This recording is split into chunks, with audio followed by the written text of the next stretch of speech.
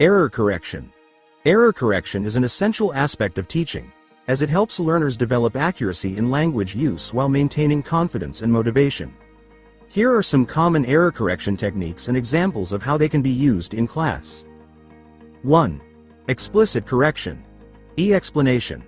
The teacher directly points out the error and provides the correct form. This technique is useful for clear, unambiguous corrections, especially with grammar and pronunciation. Example.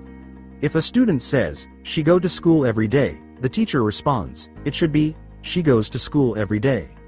Remember, we add s for third person singular. 2. Recasting. Explanation.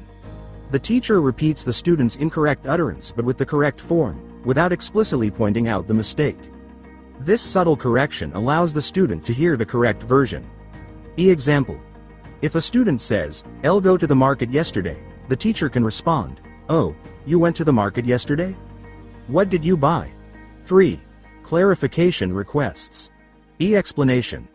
The teacher signals that an error has been made by asking the student for clarification, prompting them to self-correct. Example. If a student says, "He don't like ice cream," the teacher might say, "Sorry, I didn't understand. Can you say that again?" This encourages the student to reconsider their sentence. 4. Elicitation.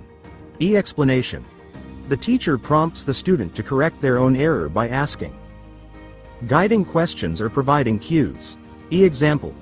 If a student says, "She can sings well," the teacher could ask, "Is sings correct after can?"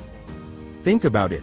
This encourages the student to realize that the base form of the verb is used after modal verbs. 5. Metalinguistic feedback. Explanation. The teacher gives comments, information, or questions related to the form of the student's utterance without directly providing the correct form. This requires students to reflect on the language rule. Example.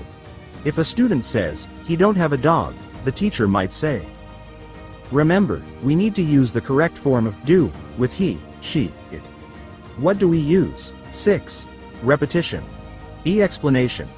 The teacher repeats the student's error with a questioning intonation to indicate that something is wrong, prompting the student to self-correct. Example. If a student says, "L has a book," the teacher might repeat, "I has a book," with a questioning tone, encouraging the student to recognize the mistake. 7. Delayed correction. Explanation. Rather than correcting errors immediately, the teacher waits until the end of the activity or lesson to address errors, either individually or with the whole class.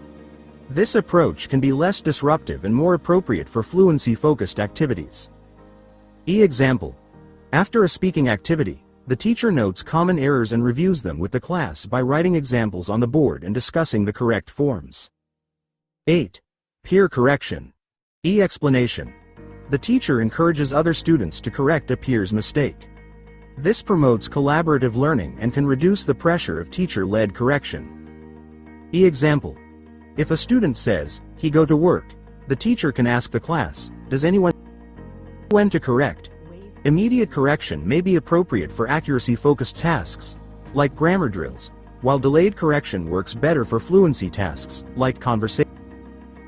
How to correct. Teachers should be mindful of students' confidence levels.